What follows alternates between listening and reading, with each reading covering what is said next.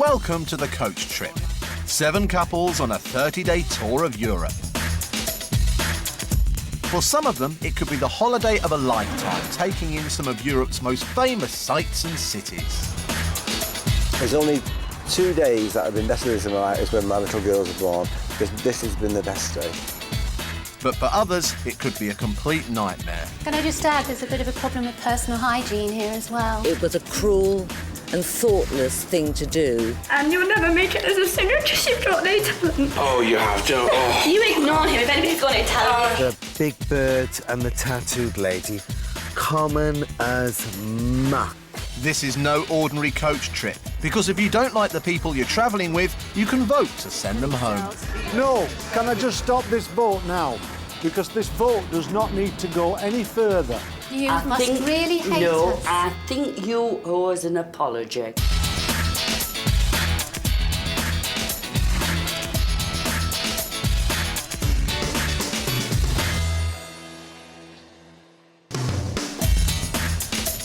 Travelling on the coach trip are Pete and Barbara. If I was upset and somebody said, yeah, have a whiskey, I wouldn't drink it. I would sit down, have a cup of coffee and just chill. Marion and Phil. Basically, I just like plain English food that's, like chips, peas, steak, beans. John and Jackie. So, if I don't smell like her husband does, if he's perhaps a bit of a puff and he slaps all this stuff on, well, that's between them two, you know. Max and Tom. The chocolate was lovely. I'd say the best thing about it was probably the woman that was hosting it. She had quite a sexy accent. Yeah, she was nice. Steph and Joanne. You could have got the bus up here, you know. I'll got some donkeys. Oh, I'm having a fag. I'll catch you up, seriously. Oh, can we not just cut across? Emma and Sally. I'll have a bad day, she'll have a bad day, and we take it out on each other. And keeping the whole thing running on time is Brendan, their tour guide. She does speak a lot about women's problems and women's urges, you know, how their bottom half of their body works and things of that nature. On day 1, they visited Amsterdam, and yesterday saw them in Brussels, where they sampled some fine Belgian chocolate and some not-so-fine Belgian beer. You know, this one smells a bit like toilets or something. But on this trip, after the activities are over, there's one more thing for the group to do. Vote for the couple they least want on the trip.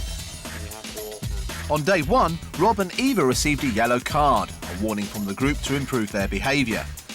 But on day 2 in Brussels, the group voted for them again, and after just 2 days, they were red-carded and sent home. It's only a game. Yes, it was, until you said what you said. It's very personal, is that? Unnecessary. That means, with one couple down, a new pair will join the coach trip today.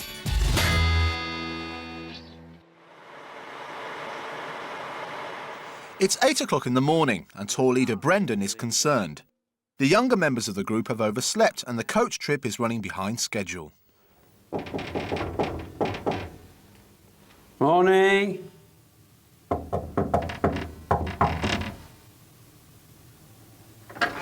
Oh, good morning. You all right, guys? Yeah. Oh, are we just getting up? Yeah. Well, listen, it's 25 to. Oh. So can you get on the road? We all are asked to be up and out for 8 o'clock in the morning. Everyone is making an effort, considering we're all exhausted. They have no respect for us all. Now we'll see how Emma and Sally are getting on. Morning. Are we all right?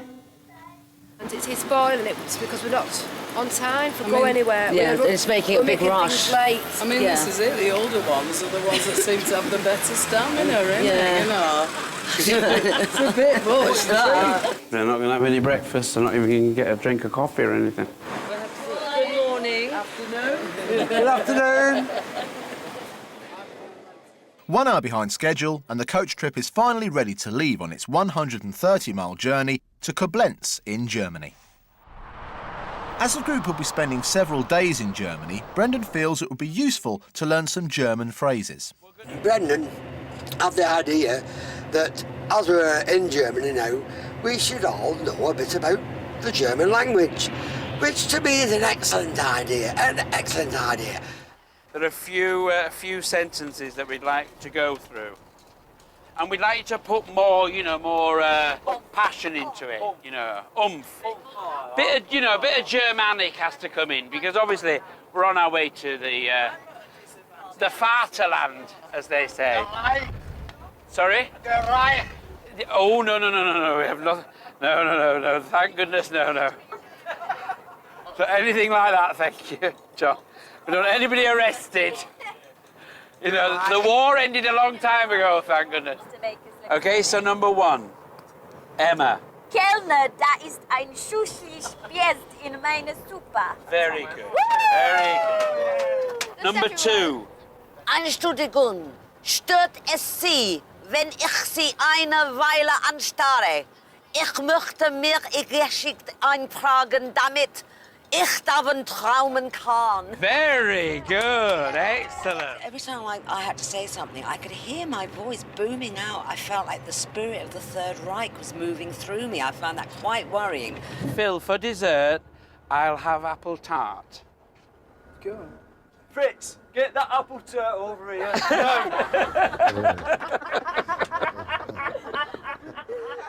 And speaking the language has brought out some preconceptions from certain passengers about the country itself. Well, beer, that's one of the good things we can say about Germany, isn't it? Right, that's beer.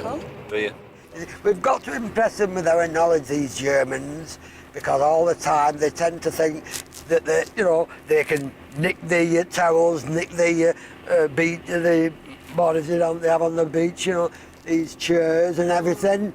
No, they can't get away with it with us, you see. Well, I've never been, Can you think so of anything else know. that Germans do that's good? That's not nice, Phil. I No, didn't know about Brussels. I'm just being awkward now. The beer's pretty good, and that's it. Deutschland, Deutschland über alles. Yes, good idea. Impress the Germans, you see. The coach trip clocks up its 500th mile as it arrives at its first German destination.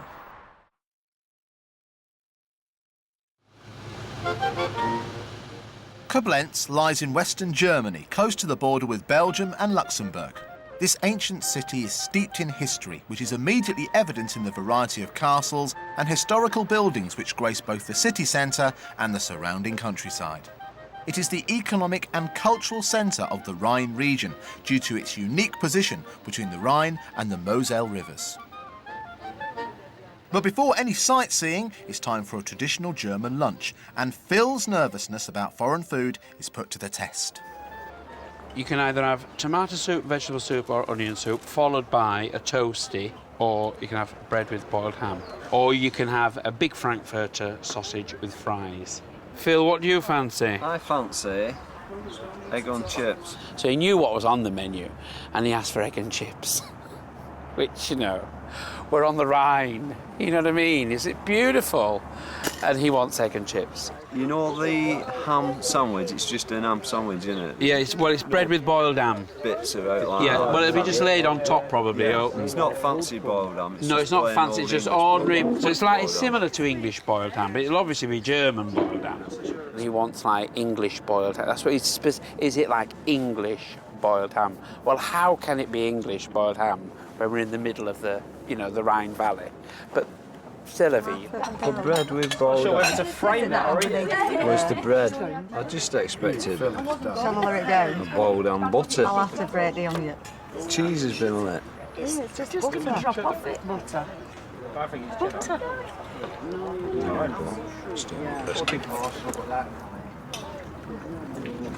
That's what I call a ham sandwich.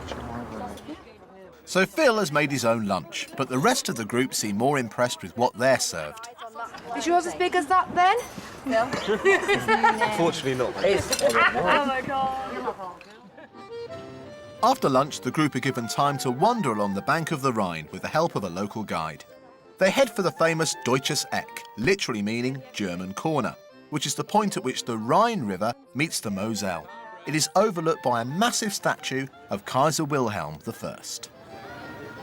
It has been destroyed during the Second World War, And for the reunification of Germany, the statue has been rebuilt, just being a symbol for the German of reunification. Yeah. It is here that Phil has his first interaction with some German locals who are fundraising for a charity.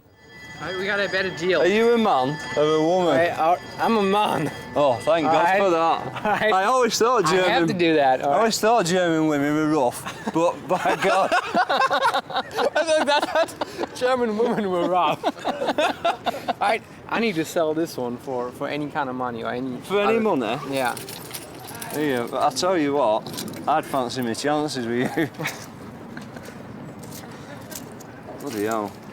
Is English money okay? Yeah, that's better than German money, of course. What am I going to... Here, I'll give you 2. 4p Thank you that. so much. If I pay 2p for some toilet roll, that's worth at least 4, isn't it? Thank you. Okay. All right. My name's Phil, by the way. What's yours? Mark. Mark? English name. All right. You're not English, though, are you? German. Do you know, I could have guessed that. That would have been my second guess. You wouldn't have guessed Chinese? So as Phil does his bit for German charity and British diplomacy, others in the group do their bit for the German economy by buying some nice souvenirs.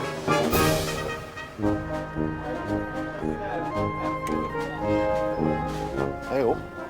I didn't think they were that bigger than my head.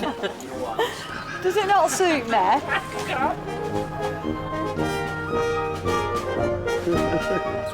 I like that. I think that's quite funny, actually. Meanwhile, John is taking the chance to immerse himself fully in the German language. Hello. Guten Tag. I think they appreciate the fact that you've tried to learn a little of their language anyway. Das kommt darauf an.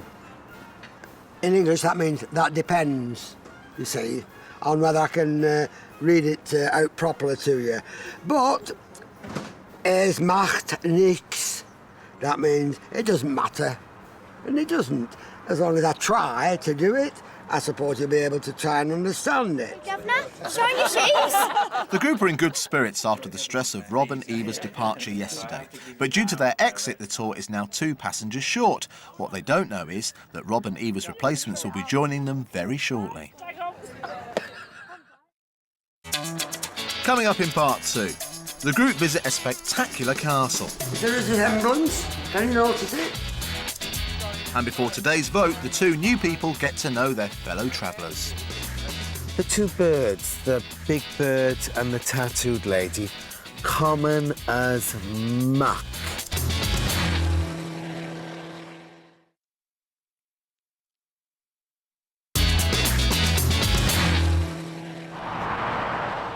Today, the coaches arrived in Germany. The group have walked around the picturesque city of Koblenz, and Phil has interacted with the locals. I always thought German women were rough, but by God. Before their next activity, it's time for the group to meet the new couple who are joining the coach trip, Pasquale and Bob. Hiya. Nice to meet you. Nice to meet you. The coach is now heading off to its next visit, which gives Pasquale and Bob time to introduce themselves to the rest of the group. My name's Pasquale Cardinali. I'm 42. I'm a part-time nurse. I'm a part-time hairdresser. I live with Bob. We've been living together for about 12, 13 years. I'm always chirpy. He's a quiet one. My name's Bob Newton. You'll have to forgive me if I'm a bit nervous, but living with Passy, I don't usually get to talk. I met Tony, well, I'll call him Tony, that's his nickname, when we were on holiday in the Canaries 12 years ago. He took to me straight away, but I took a bit of warming to him. It took me about 3 years. What's your favourite thing about Pasquale? Can I have a few minutes to think about that one? Marion? Just smoke or drink? Smoke.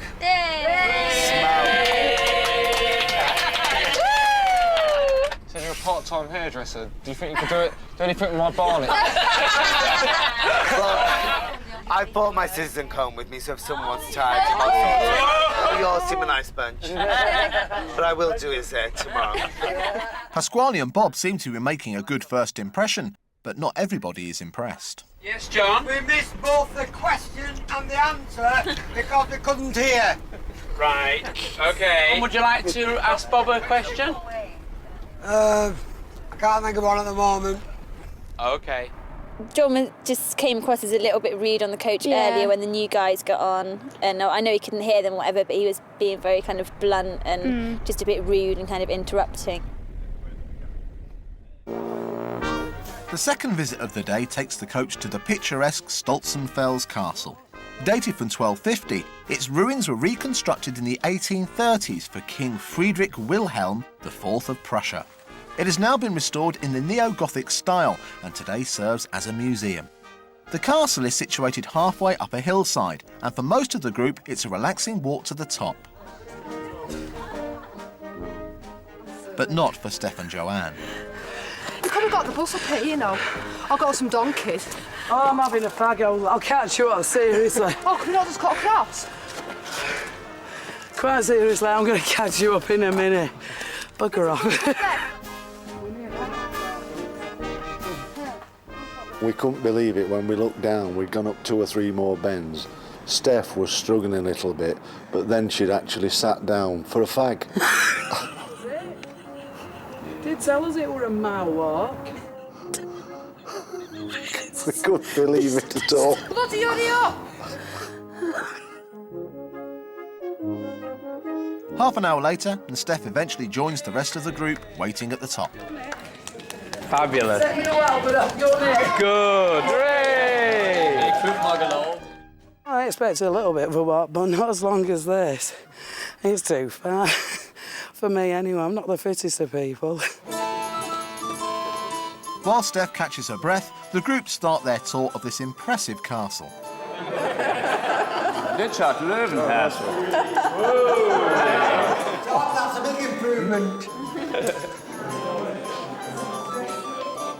Is there a resemblance? Can you notice it? The visit to the castle is a good opportunity for Pasquale and Bob to bond with their fellow passengers. I think Pasquale is quite outgoing by his, initial sort of attitude. Bob is standing back. He's very nervous, and he's very, very nervous, but he's obviously looking forward to it. Absolutely brilliant, aren't they? You like them as well. They're like a male version of me and you, except we're not gay. No, but I'm pleased they brought a gay couple on, actually. Yeah. It's going to spice things up a bit, and Tony, he is going to be one bitch. The 2 birds, the big bird and the tattooed lady, common as muck. And I mean common as muck, but nice. I hate to say it, nice. I don't like her nails. She's got very, very yellow stains on her nails where she smokes one after another. Obviously, she doesn't know the word soap. I was expecting a little bit more class. I was quite surprised when I got on the bus. It was like, it was like walking into a cheap supermarket, to be quite honest with you. People grabbing value food. It gave me that impression. So while Pasquale has reservations about the group, there are certain members of it that might have reservations about him. I think John may have a little bit of a problem. I'm not so sure, because he's quite open-minded. But bearing in mind his age, he's nearly 80 now, and when he was a younger man, that sort of thing wasn't seen to be done. I sense that Pasquale picked up, right or wrongly, an air of homophobia. But I think he approached John in the wrong way because, according to John, he actually put his arm round him, and John is of the old school, and I don't think he really appreciates strange men doing that to him. John, I find quite ignorant. He's older. He's just a bit moody, to be quite honest with you. I've tried talking to him, but I get more sense in talking to my ironing board, I think, to be quite honest with you. After their tour of the castle, the group head down the hill where today's vote will take place. On Coach Trip, the passengers' holiday will continue for as long as they remain popular with the other travellers. Because on this trip, at the end of every day, each pair vote privately for who they want off the coach. Whoever gets the most votes is awarded a yellow card. If they are given a second yellow card during the trip, they are sent home to be replaced by a new pair. With all the votes cast, Brendan gathers the group together to hear the results. At the moment, nobody possesses a yellow card. And Pasquale and Bob are new to the group today, so they are immune from any voting whatsoever. But they are allowed a vote, so they can actually vote for one of you. Tonight we're voting for Steph and Joe. They're finding the itinerary quite hard. I think we're all very, very lucky to be on this show, and particularly we've been here 4 days and we've been in 4 different countries. They've got to think a little bit more and perhaps concentrate their minds with a yellow. We are voting for Max and Tom, and the main reason I was persuaded to do this is because you have been late most mornings, and it does put a strain on everybody. And I was hoping if you do get a yellow card, it'll make you think about getting up in the morning. I know you're young and you want to have a good time at night, but man, this is such a strenuous thing, and when it gets later and later and later, you know, it just really does make it very hard for everyone. Right, tonight we've found it extremely difficult, and we've had to vote for Emma and Sally. And the only reason we can come up with is that we owe you one. You know, and that's the only reason. Hey, today we're going to be voting for John and Jackie. I'm sorry. We've decided tonight to vote for Phil and Marion. We all thought you were going to vote for us yet again, so we decided to vote for you. We decided to vote for John and Jackie in the end, I'm afraid. We just thought sometimes maybe John comes out with things without meaning to that can come across as a bit rude to people. Even though he doesn't mean to be rude, sometimes it comes out like that, so that was our reason. And I have to apologise, John and Jackie. I mean, John's dislike of smokers sticks out like a sore thumb, I'm afraid, when we're looking for excuses, so... That's right, no, we expected that. I can't even say he's Victor Meldrew, because Victor Meldrew was lovable. That guy looks like he needs a good haircut, he needs a good wash, he needs to smarten himself up a bit. But then again, he's in his 80s, apparently. What do you mean? Was that? So I've got to give it to him. I admire an old git. Well, after counting up all the votes, we realised that John and Jackie, you have 3 votes, so that's your first and only yellow card at the moment. I shall wear it with pride. Thank you. OK. I knew it was coming. I feel I knew it was coming, so I'm not surprised. You always feel a bit awkward, of course you do. I think I need to get 2 yellow cards before you voted off the coach. We've only got 1 as yet, and we've got to work our strategy out now as to how to work it. But we feel the forces against us are rather... You have to learn to be a smoker overnight, darling. I think that will help. Never. It's the end of another busy day, and the group head out for their evening meal. Do you do just steak? Steak, beef? Rump steak. Despite his suspicions about the food, Phil's attitude towards Germans is starting to change. I had a bad opinion of the Germans, and I'm first one to hold my hand up, me. I've got them all wrong, because they've been absolutely fantastic with us today. We've had a fantastic day. I've always got on really, really well with Dutch. And then you always said the big fat fella who's walking around the pool and nicking your sunbed, that's a German. But, hold my hands up, completely wrong. Actually, they probably still nick your sunbeds, but at least when they do now, I think it might not be all bad. Next time on Coach Trip, the tour heads into the German town of Baden-Baden, where it's time for Gatto and spas. Unfortunately, a fairy story on the coach brings out the worst in John and Pasquale. They seem to think I've taken a dislike to them because they're queers. But no, I've got queer friends. As far as I'm concerned, he is a lowlife, a cockroach.